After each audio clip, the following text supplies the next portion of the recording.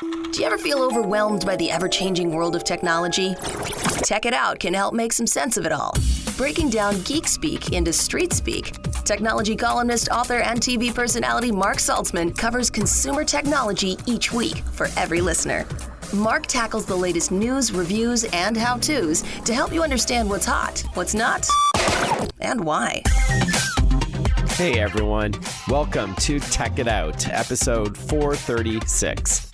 Hope you're all doing great today, wherever you're tuning into the program and however you're tuning in, whether it's on your favorite local talk radio station or in podcast form. We have a stellar show planned for you today, so I'm going to dispense with the small talk off the top, and I'm not going to bore you with what I've been doing lately, what I've been writing about, and all that. If you follow me on social media, you can see my articles and videos and links to radio and podcast interviews, and thank you for that. It's Mark Saltzman, Mark with a C. But we've got three awesome guests lined up for you today. We're going to first chat about an app called Sleep Cycle that you may or may not have heard of, but they've got a lot of new features for 2026, including the ability to capture audio of what you're saying when you're sleeping that you can hear back the next day. That sounds a bit fun, but really the point of the app is to help analyze your sleep and provide actionable insights in order to get a better quality sleep.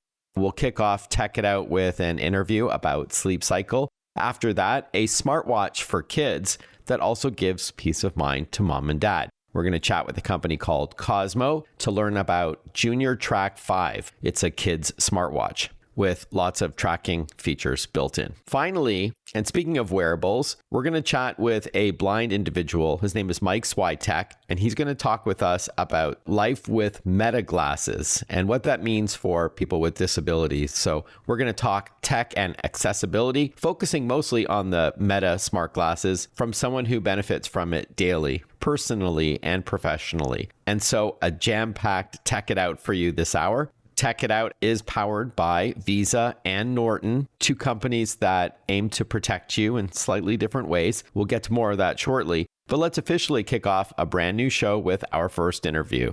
Not a day goes by that we don't hear about how AI is changing everything, right? Personally and professionally. And apparently, this includes your sleep quality as well. Joining us on the line to chat is Emil Carlsson, research scientist at Sleep Cycle, who has identified AI trends that he thinks will redefine sleep and health tech in the coming year. Welcome to the show, Emil. I'm looking forward to this conversation.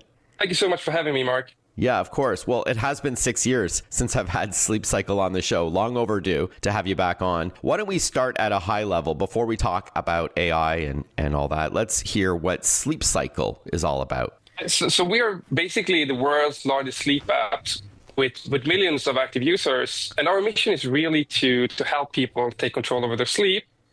And the way we do this is through completely contactless sleep tracking. So you only need your smartphone next to you in the bed. So our sleep analysis is completely audio-based. And our algorithms has basically evolved a lot since we were on the show last time. Back then, I think our main feature was smart alarms. So it was this alarm that wakes you up when you're in light sleep, so you kind of avoid this morning grogginess. But nowadays, I mean, we can do much more. So we can do advanced sleep tracking, and we track like your breathing rate or coughing rate. And we even have this feature called Cough Radar, where we basically take privacy-preserved aggregated data and can kind of visualize for our users how coughing trends are behaving in their area. All right, so just to confirm here, Emil, it uses the microphone on your nearby phone in order to assess your sleep quality. How does it know, for example, if you have a partner, that it's you and not your partner that's making some noises, whether it's snoring, or how does it know it's just you? So we have a couple of features for that, actually. So we have something we call partner link. So if both people in the room, for example, if you're sleeping with your partner, you can both have Sleep Cycle and you can link your phones. So in that way, we can kind of separate which audio is coming from which user. And then we also have features like one of them we call Who is Snoring, where you as a user can basically annotate that, okay, this is me snoring and this is someone else snoring. And the AI needs roughly like 5-10 examples before it can pretty well separate who is actually snoring in the bedroom. That's awesome. Who would you say Sleep Cycle is for exactly? I think you said earlier about grogginess, like we're supposed to go to bed tired and wake up feeling refreshed. It's often the opposite, right? We go to bed feeling awake, stimulated, and we wake up feeling tired. So obviously there's probably an issue with several hundreds of millions of us. So is this for a particular demographic? I would say that sleep cycle is for anyone that wants to take control or learn more about their sleep. And I mean, since we are contactless and you only need a smartphone, and I learned the other day that there are more smartphones in the world apparently than bank accounts. I would say it's like we are for everyone that's interested in sleep and wants to improve their sleep. And it's not just sleep quality, but quantity? Exactly. Like basically sleep as a way to like improve your well-being. Yeah, no doubt it influences everything, including your physical and mental health throughout the day. Does it give you actionable takeaways, some actionable insights on the app? Once it captures all this data, and I want to dive more into the AI in a moment and what's new for 2026, what do you do with that information? Do you need to share it with a physician, or you can make some changes? I mean, both basically. So we do have something in the app we call programs that we have developed with. So we have a sleep professor, Mike Świątek, so he has developed these sleep programs that you can kind of follow and learn more about your sleep and what you can do to improve your sleep. And then, I mean, we have a lot of AI features as well coming up. All right. So, Emil, without further ado, let's hear what's new with Sleep Cycle for 2026. I understand you have added more AI tools. Please tell us about it, especially for those who are listening right now that use Sleep Cycle. They may be curious to know what is new with the app. Yeah, so I mean, at Sleep Cycle, we have been using AI for sleep tracking for many years now. But this year, we're basically going from just using this for sleep tracking and into AI-driven coaching. And we have this new feature, Luma, that we are like continuously working on. There's an AI-powered sleep coach. And the idea with Luma is to provide the user with kind of personalized coaching that is based and grounded both in the user's data and in their kind of sleep context. This is not just a chatbot. The idea with Luma is to actually give proactive and science-backed insights that are actionable for the user and not just like generic advice. And I want to emphasize that when we built Luma, we really did it on privacy-first principles. So the user is in control of their data and what is shared to the AI model. By default, I'm assuming that what you do allow Luma to capture and be analyzed is just going to help you anyways. But does Sleep Cycle do anything with that? I'm sure the data is anonymized. Like it doesn't know that me, Mark Saltzman, has a sleep pattern like this. It's more like collecting the data on a macro level. So basically, your data is anonymized, and you choose if you want to share it with the AI, and then the AI will analyze that and give you like recommendations and provide insights. We're chatting with Emil Carlsson. He's research scientist at Sleep Cycle. He's based in Sweden. We're chatting about the popular app that analyzes your sleep and has a virtual coach, if you will, to help you get a better night's rest. What would you say is the most impressive feature tied to Luma that you've experienced? Is there like a shut the front door moment, if you will, where you were in your testing or now it's been deployed throughout the app that you just think is just such a benefit over the other apps out there? So what Luma does is really, when you give it access to your sleep data, and we have users that have had the app for several years, you can really see these like long-term trends in your data, which I think is really, really cool. And it might be hard for like a human to capture in the app. So basically in the app, we log so much kind of interesting sleep data. And sometimes I feel like Luma is a way for us to just take this raw data and present it as like really neat insights, which I think is going to be really cool for the user. A similar question, Emil, if I may. There are other apps out there. So what would you say separates Sleep Cycle from the rest of the pack? I think that we are really science-backed, and everything we do is backed by science. One example I gave earlier was that we have Mike Świątek, a sleep professor, working with us. Mm-hmm. He has contributed a lot to sleep research, and that is basically going into our product development. On top of that, we are, like me included, we are a team of people with PhDs in machine learning and AI. So we make sure that we're always on the forefront of AI and sleep technology. And we do actually like collaborate with a lot of like the top research institutions in the world. So, for example, we have an ongoing collaboration with Carnegie Mellon in the US. We're working with Cambridge University in the UK. And we just started a new research collaboration with the UK Security Agency, where we use this kind of cough radar that I talked about earlier, that we're going to privacy preserve data, aggregate it, and we can cough data, and we're looking at, well, can this data be used to predict like outbreaks of flu or COVID? So can this kind of inform public health decision making in the UK? In short, we are really science-backed, and everything we do is backed by sleep science. Speaking of collaboration, can Sleep Cycle integrate with other platforms like Apple Health or Google Health? Yes, we can. So we can both export your sleep cycle data and you can import other Apple Health data into Sleep Cycle to give you more context to your sleep data. Okay, great. Because I know that many of our listeners have invested in those platforms, so it would be nice if it can be plugged in, to help a more holistic view of your health. So that sounds great. And then finally, I'm assuming this app is for both iOS and Android. Please correct me if I'm wrong. Does it have a free version and a paid subscription? And what are the differences between the two? So we are both on iOS and Android, and we do have a freemium and a premium version. In the freemium version, you get the kind of basic sleep tracking. The premium version, you get more. You get kind of personalized insights, the access to Luma. You also get, so for example, a very popular feature is that if you're sleep talking, we can actually record your sleep talking and present that to you in the morning. That's something that our users love. That is also like a premium feature. That's great, even just for entertainment purposes, because my wife tells me I sometimes say the most ridiculous things, I guess, while I'm dreaming or what have you. And then I'm assuming the best way to get going is to do a search at your app store for Sleep Cycle, 2 words, and just sign up. Yes. Just download and try our freemium version. You might then you will learn more about what we can do, and you might also learn something about your sleep. All right, so Sleep Cycle, 2 words. Thank you so much for carving out some time to chat. Good to have the company back on the show. Be well. Thanks so much, Mark. A smartwatch for kids when we return on Tech It Out. Listen to Tech It Out whenever you want. Find the Tech It Out podcast at iTunes or wherever you get your podcasts.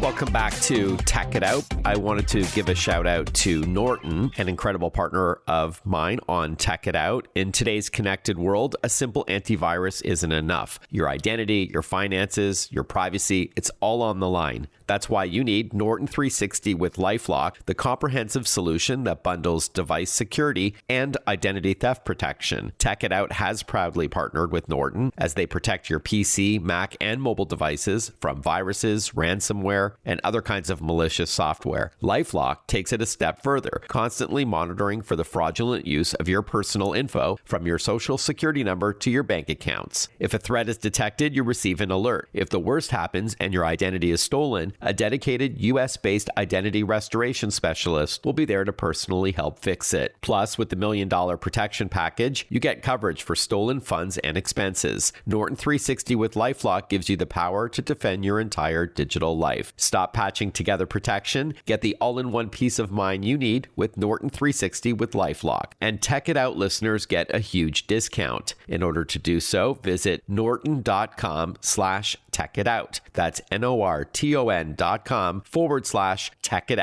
norton.com/techitout.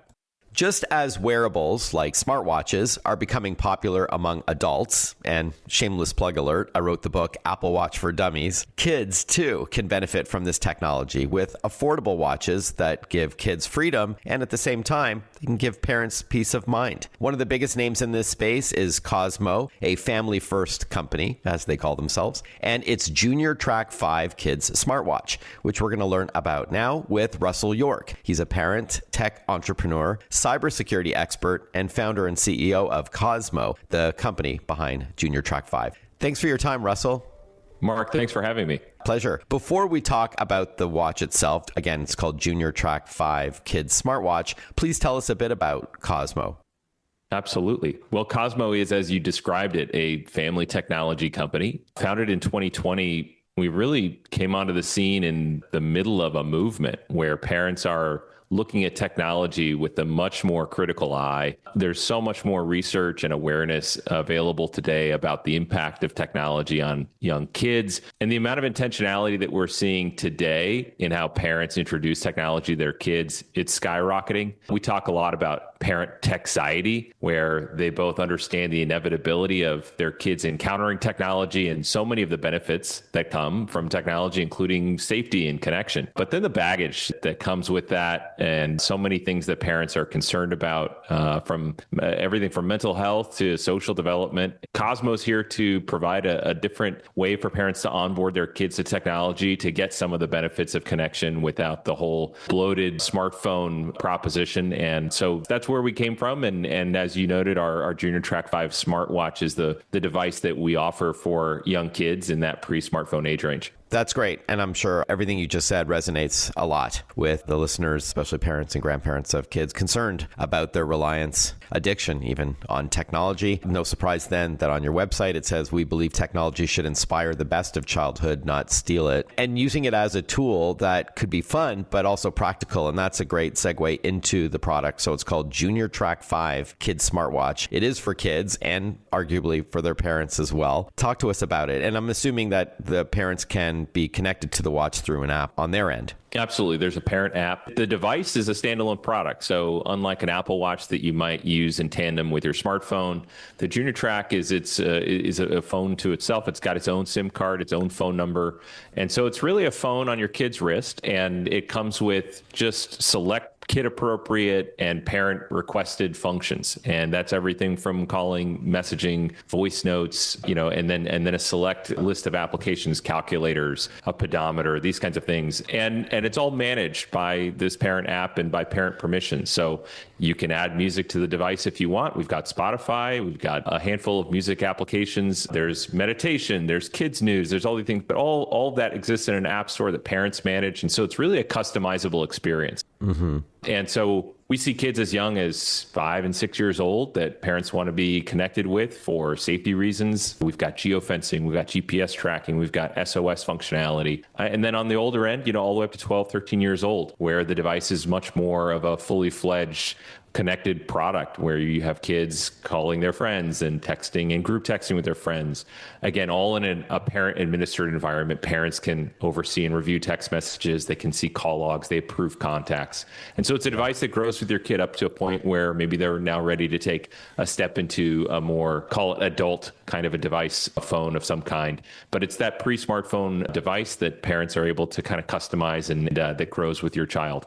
Yeah, I like how it's scalable based on their age. And I also like that. So not only can you have a two-way call through the watch, but you can send your child a video message, right? Like, have a great day at school, buddy. Love you, Absolutely. Right? That's great. I love that. So they can see people who send them video messages, but again, that's all controlled through the app. Parents can choose who can send their kids the messages, right? I mean, that's right. I mean, if you think about how many spam calls you get on a daily basis on your phone, right? One of the amazing benefits of these watches and of our platform is that it's an approved contact list. And so only people whose numbers you've put into that device are able to contact that device, and vice versa. Yeah. Your kid can only reach out to people that you've approved. And I wish I had that for my phone. I wish only whitelist the people that I want. So it's an important safety function, and it's a way for parents to kind of curate their kids' connectivity. Can you talk to us a bit more about the parental controls? Again, you said they're customizable, so you can take off, I guess, some of the training wheels on the watch when the child ages. So you're able to track your child through GPS, again, giving you peace of mind knowing where your child is without having to call them. You can just pull up the app and see them.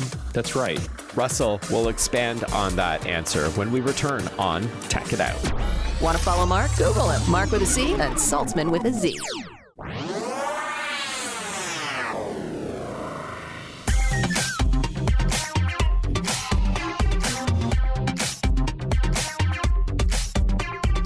Breaking down geek speak into street speak. This is Tech It Out. Tech It Out with technology columnist, author, and TV personality Mark Saltzman.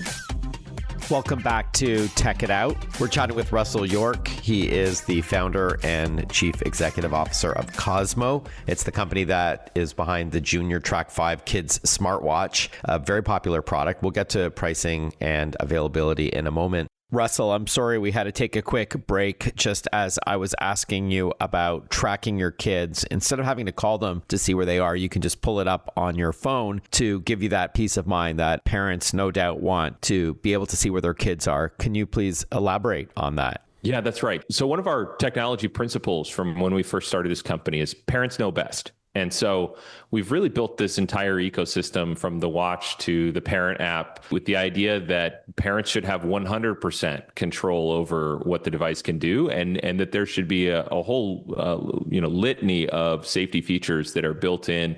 And that's really what we emphasize and what we're pushing the envelope on. So you're right, we've got GPS tracking. In fact, we last year launched Halo GPS, which is our own proprietary GPS tracking technology that includes a dedicated location positioning chip built into the hardware. So a really powerful technology. And in the parent app, you can set, for example, geofences. So you can set a geofence at your kid's school and at your house and at the park where you want them to play. And it functions kind of like an invisible fence. So you get notifications when your child enters or leaves that area. That's a feature that 80% of our customers tell us was the reason that they bought the product was for tracking purposes, And so, we see that actually as kind of an emerging trend, even within the family connectivity space is shared location in the family. I like to say that you can track your suitcase at the airport better than you can track your kid walking to school. And I think that that trend is reversing. Parents are much more interested in getting kind of that awareness. And so we think about it as not helicopter parenting. It's actually much more fostering of your kid's independence to be a satellite parent. And so you can push your kid outside to go have fun, but you've got this kind of reassurance and this technology that allows you to keep an eye on them from a safe distance.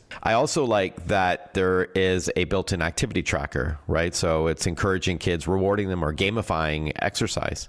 Absolutely. Yeah. And this is one of the most common features in wearables, even for adults, of course. We all increasingly are tracking our biometrics and our steps and our sleep and all these things. And kids love to do that too. And one of the things that we hear from customers all the time is that when they're looking for a device for their child, one of the things their kid says is that they want to fit in with the adults. They want to be included. And so being able to track your steps and talk about your step streaks and how many steps you got today and this week and how many steps you took at Disneyland and that kind of thing. It's a feature that we see that kids really love. It creates good conversations. And of course, it does encourage healthy habits. Yeah. I guess last question before we talk pricing is the fact that there are other kids smartwatches on the market. That's no surprise. Again, it's a growing category. How would you say the Junior 5 kids smartwatch stacks up? I mean, just to acknowledge there is some competition, what would you say separates Cosmo and JrTrack 5 from the others out there? Yeah. When you're shopping for a product like this, you're looking for reliability. And so what that boils down to when you're actually using this thing is you need to know the battery's going to last all day. When you need to be able to contact your kid, the battery has to work, right? It's got to be durable. It's got to be waterproof. It's got to have some of the features that your kid wants so that they'll actually use it. And so we've added things like music and games that parents can choose to add and manage on their kids' watch. And so kind of in a holistic sense, we've spent, 5 years working on this product. JrTrack 5 is our 5th generation. And we've done so much work to make this hardware reliable and to add those features to both the kids' experience and the parents' experience so that there's something for both of them that makes this a product that's going to live and grow as your child kind of goes through that early childhood development period and begins to understand and embrace technology more. And so we look at Cosmo, and our aim is to make a holistic solution for the family. And we think it's something that consumers can trust when they put their, that watch on their kid's wrist, that it's going to be there when they need it. Thanks for that. Finally, how much does JrTrack 5 Kids smartwatch cost? And I'm assuming there is a subscription for the cellular connectivity. As you said, it is a standalone device for communication, so it's not relying on a nearby phone. And what's the best place to learn more? Yeah, that's right. So it is a cellular product, and we offer plans from month to month to contracts, that offer better pricing. But you can get a plan that starts at around $11 a month. The device itself, MSRP at $99.99, available on Amazon, on our website as well, cosmotogether.com. All right, cosmotogether.com or Amazon, it's $99, and then the cellular plans start at $11 a month. You can learn more at the website. And for our Canadian listeners, that is $99 USD. So please do the conversion and acknowledge that there is going to be some shipping, and the plan itself, which will work in Canada, is also in US dollars. So just a heads up. Russell, great chatting with you. I hope JrTrack 5 continues to do well. Thanks so much for your time. All the best. I enjoyed our chat. Thanks, Mark. Speaking of wearables, we're going to catch up with a gentleman who is blind and relies on Meta glasses, their smart glasses, to get around. And he uses it both personally and professionally. We're going to get to that in a moment. But first, I wanted to give a shout out to Visa.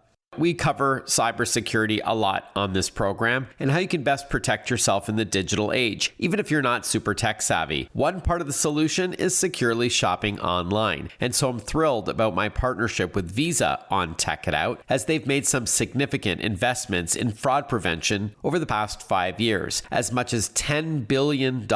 Yes, that's billion with a B, to support Visa's brand promise to protect the financial information of individuals and businesses. Zero liability means peace of mind when you shop online using your Visa card. There can be no half measures when it comes to cybersecurity, which is why the company takes an aggressive and multi-layered approach to combating the rising threat of malicious software and other threats by well-funded and global criminal enterprises. Read more about Visa at visa.com/security. That's visa.com/security. Speaking of Visa and trust, you may not know that shoppers are 3 times more likely to enter an unfamiliar store if it displays a Visa logo, and customers are 5 times more likely to think a merchant is reputable. Again, you can see all the good work that they're doing at visa.com/security.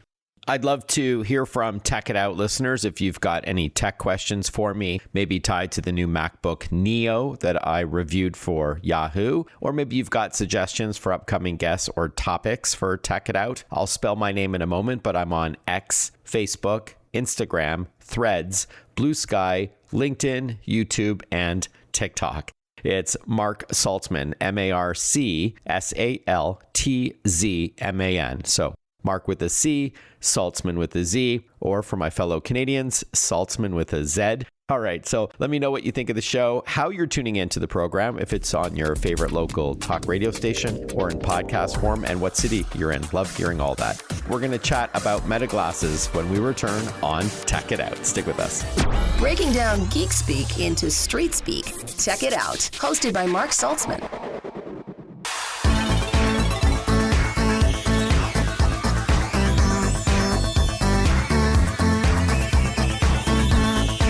Welcome back to Tech It Out.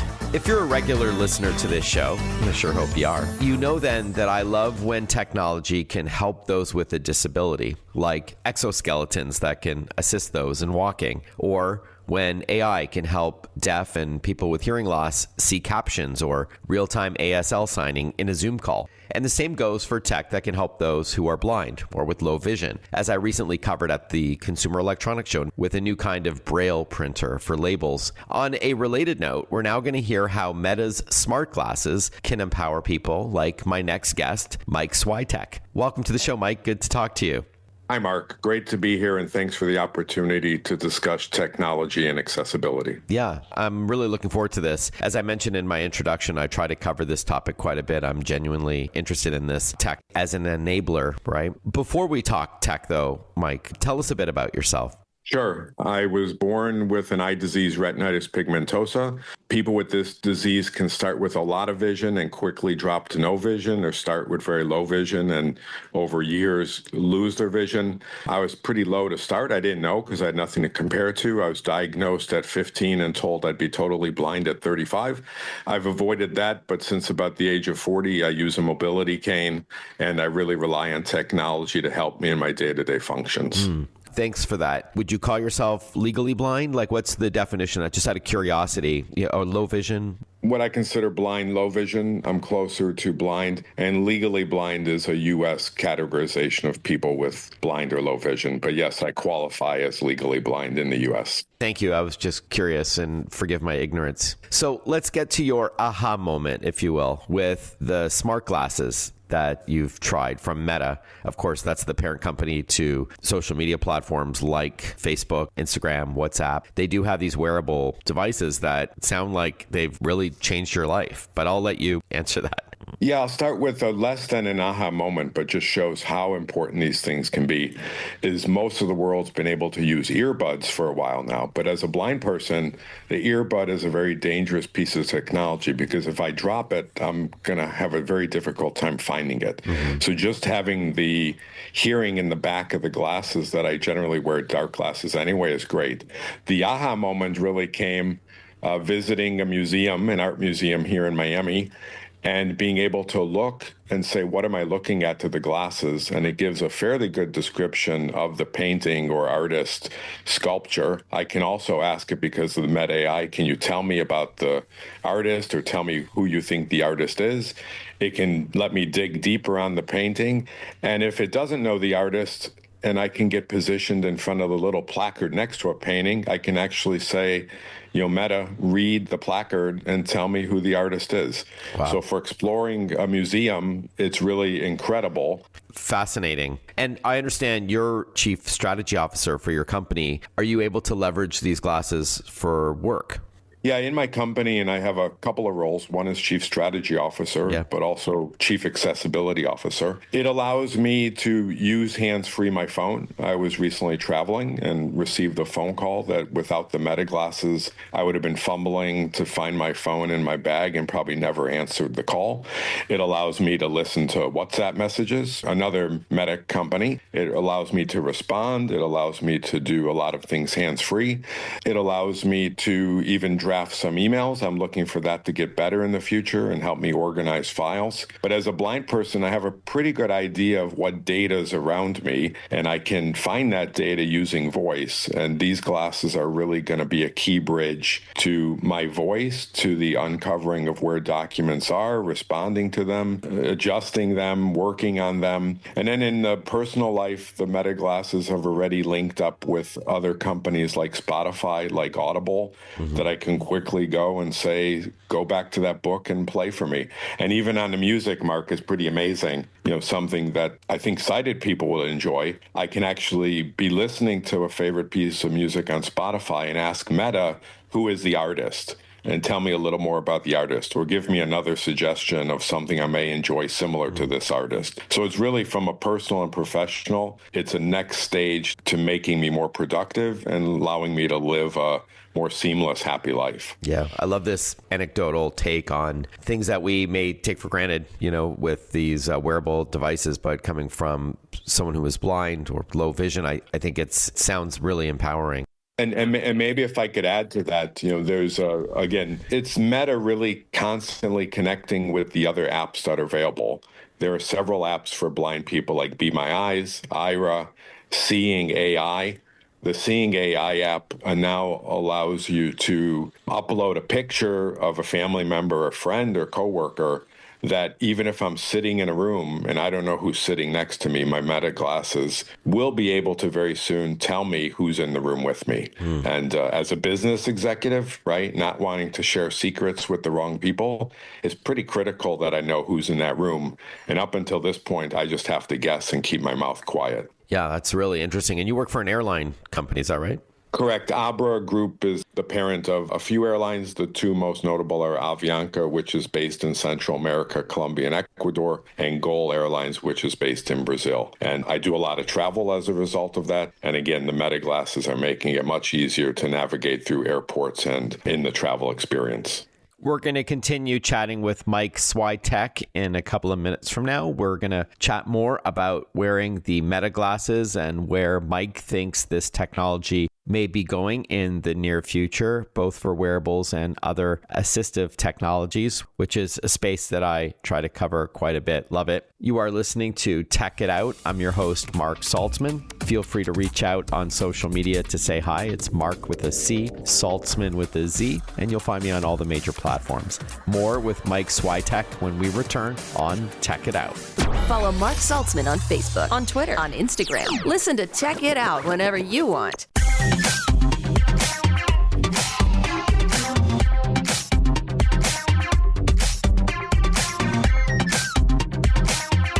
We are chatting with Mike Świątek. He is giving us his first-person account based on experience with Meta. This is the company, of course, that is best known for Facebook and Instagram and WhatsApp, but they also make hardware like Meta Quest 3, a mixed reality headset, mostly for entertainment purposes, but also Meta glasses in partnership with Ray-Ban and Oakley. They've got various eyeglasses and sunglasses that you can add a script to. But Mike is explaining from someone who is blind how people like Mike are using using this technology, and I find it really fascinating. And thanks again for carving out some time to chat. I guess my last question, Mike, is you already touched on AI and where you think these glasses can improve. I wanted to ask you where you think this is going for folks with disabilities as well as sighted people from your vantage point. I think it's going to move us away from typing in a cursor or text box to speaking out loud, maybe in a quiet voice, to get the actions done that we want done quickly and to help keep our lives organized. And the real nirvana point for the Meta glasses with blind low vision people is once the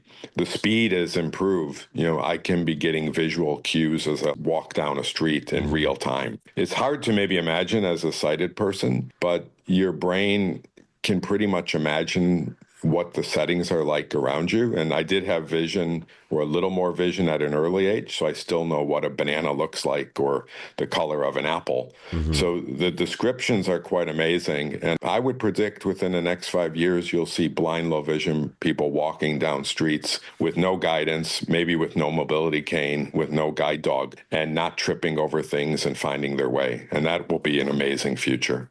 Yeah, 2 years ago, Mike, I wrote about a company called Dot Lumen that have wearable glasses that mimic the core features of a guide dog. Yes. So they look kind of like a VR headset. I'm not sure if you've heard of this. I think the company is from Romania and presented at the Consumer Electronics Show in Las Vegas. I want to recall that the price point was quite hefty at about $10,000, but as we know with technology, that will decrease over time. So maybe in 5 years, it'll be $200. But no, the technology is being advanced. There's no doubt about that. I saw it at AWS reInvent in Las Vegas about a month before the 2025 Consumer Electronics Show. And I did chat with the Dot Lumen CEO, Cornell, about it. Yeah, he had said that there's only about 28,000 service dogs in the world, and there are so many more people that can take advantage of them and can afford them. So, this is a step in the right direction, no doubt, pun intended, with being able to give full mobility in densely packed urban areas to those who are blind. It's great news, Mark. And again, I would just say to the listening audience, when you see someone with dark sunglasses in a museum, say hello, and it might be me experiencing great art through description rather through vision. Love that. Mike, where can our listeners learn more about you and your work or follow you on social? Yeah, LinkedIn is probably my preferred platform. There I use my full name, Michael Świątek, and it's at Abra Group. And I'm quite proud. One of my alma maters, the University of Chicago, recently wrote a piece in their alumni magazine, which I think people could find online if they search for Michael Świątek, University of Chicago alumni. Awesome. And Świątek is Swiatek. Mike, thank you so much again for your time. All the best and keep in touch. You got it, Mark. And really, thanks for this opportunity to spread the message about technology, accessibility, and the fact that we're entering a golden age for people who are blind, low vision. Before we wrap up another episode of Tech It Out, I just wanted to give one more shout out to both Visa and Norton, two amazing partners of mine on Tech It Out. They protect you in slightly different ways. And a third company that I also work with on this program also protects you. It's SanDisk. They have, of course, flash storage solutions, not just for backup. I mean, you can work off these drives as well. They are certainly fast enough to do so, especially SSDs or solid state drives. But even if you're just looking to protect your information and you don't want to pay for yet another subscription service, for the cloud, then you can buy an inexpensive micro SD card, a full-size SD card, a USB thumb drive, or something else like a hard drive, of course. But SanDisk now specializes in flash only, but super reliable and durable. I wouldn't recommend doing this, but I've even thrown like jeans in the wash with a USB stick and a micro SD card, and they've been just fine. And if you're worried about losing your USB drive that you maybe carry on a keychain, you can always add encryption. It's easy to do so. In fact, these are tools that are usually built into SanDisk drives. So yeah, they're fast, they're reliable, they have high capacity now, and there are often sales on them. Head on over to sandisk.com for more. Thank you so much for tuning into the program. I hope you enjoyed the show as much as I did putting it together and hosting it. We chatted with Sleep Cycle, an app that helps you get a better quality sleep by listening to you with your nearby phone. Then we spoke with Cosmo about JrTrack 5. This is a kid's smartwatch. And speaking of wearables, Mike Świątek joined us with his first-person account of wearing Meta glasses as a blind person. So So a very diverse show for you. Hope you enjoyed it. All the best, everyone. I hope you have a fantastic rest of your day. And I look forward to catching up with you next time for another new episode of Tech It Out. Bye-bye for now.